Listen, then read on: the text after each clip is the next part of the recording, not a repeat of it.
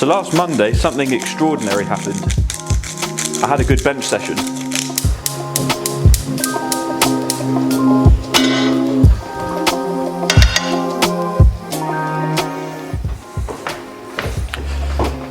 I managed to bench 155 kilos.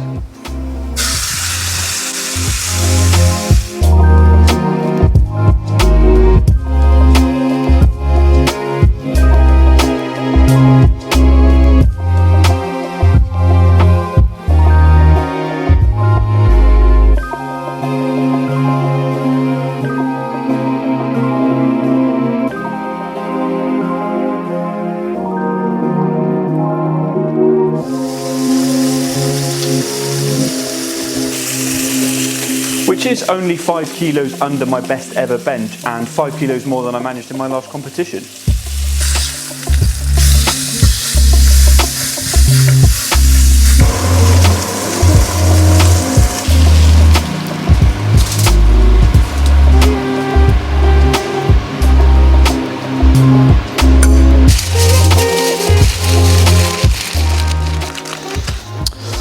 Unfortunately, I think it's come at a bit of a cost.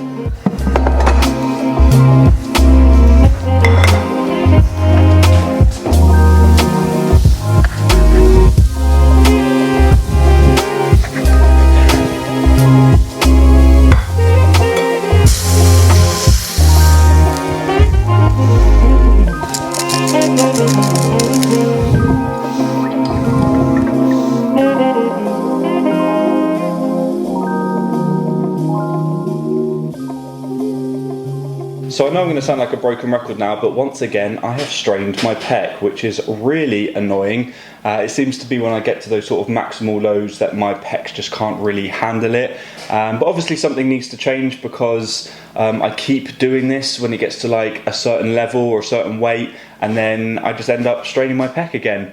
And Matt made the very good point that there is 168 hours in the week and I only train for roughly 8 of those hours. So while I'm at home, I need to be doing things to kind of fill the gap in terms of mobility and making sure that my pecs are prepared for the next training session. And I'm definitely guilty of, once I've trained and come home, I don't really do as much mobility work or things that really contribute to helping my pec recover for the next session. So that's something I'm really going to start trying to implement, and later in the video I'll go over what that mobility routine is going to look like.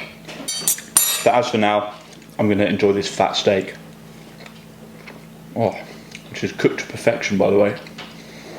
So before I get into my mobility program that I'm going to have planned for my rest days, I thought I'd show you the rest of this week's training because it's been pretty good. So the other day I did 247.5 kilos for a pause rep on the SSB, and that is setting me up nicely for next week's PB attempt, which is going to be 255 kilos, and I feel like it moved pretty well, so I'm feeling pretty confident around that. I'm just about to head into the gym for my final deadlift session before I go for a big volume PB next week as well. So I've got 260 kilos to do for 2 sets of 3. So I've just had my pre-workout. I am feeling a little bit nervous about it just because it is still quite a big weight. So yeah, let's get in and see what we can do.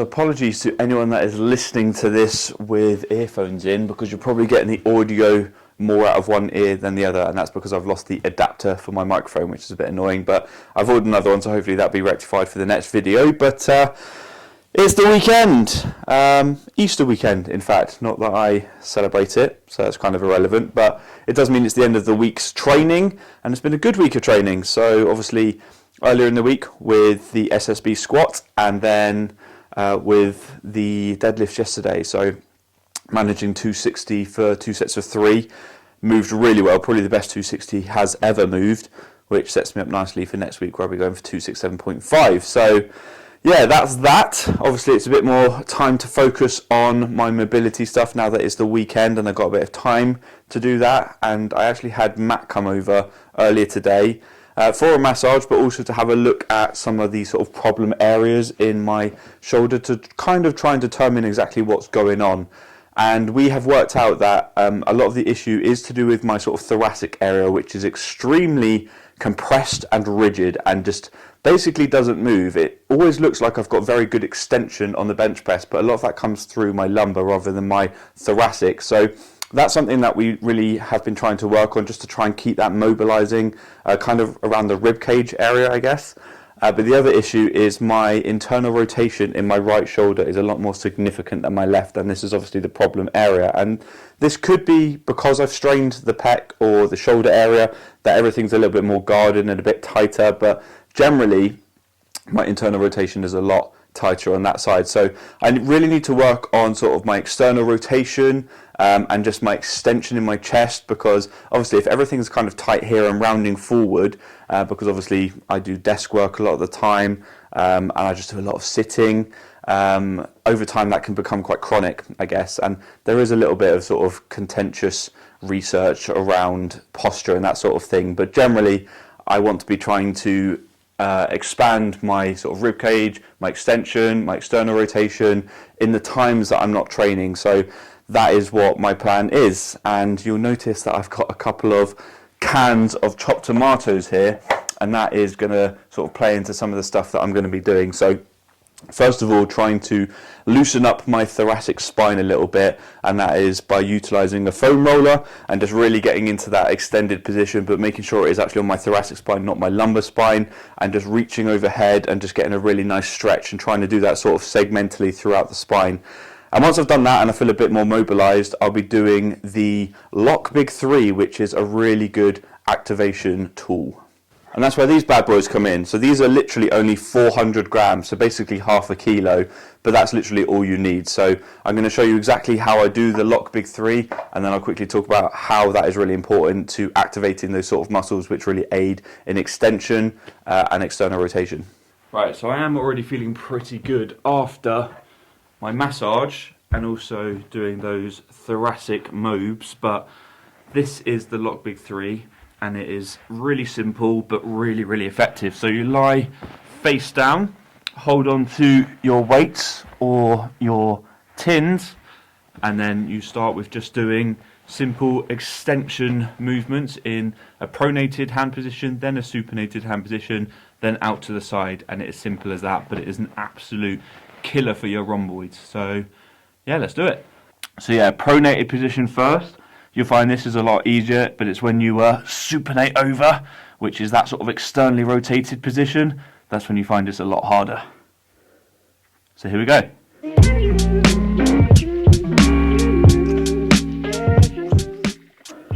Then go over into that supinated position.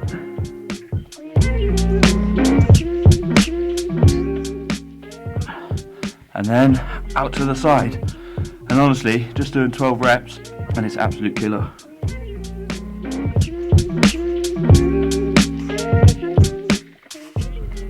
Oh God, my rhomboids and scapula are absolutely on fire.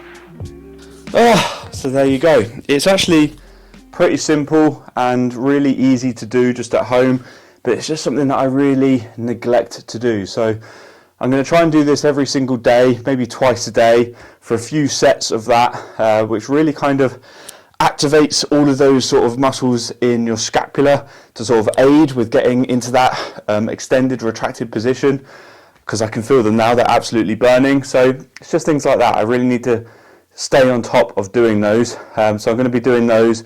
I'm going to be doing the thoracic mobility stuff with the foam roller, trying to be just generally a bit more active, so not sitting on my desk like for most of the day and actually trying to get up and move around. So hopefully I can actually do that a little bit more, and then hopefully it will sort of reset that sort of pattern of that internal rotation, and hopefully I can actually get over some of these injuries.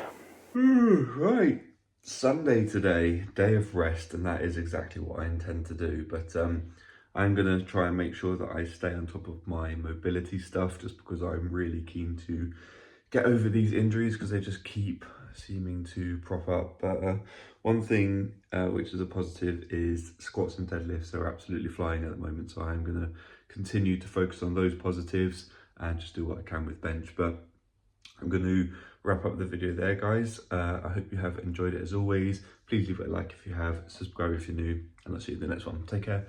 Peace.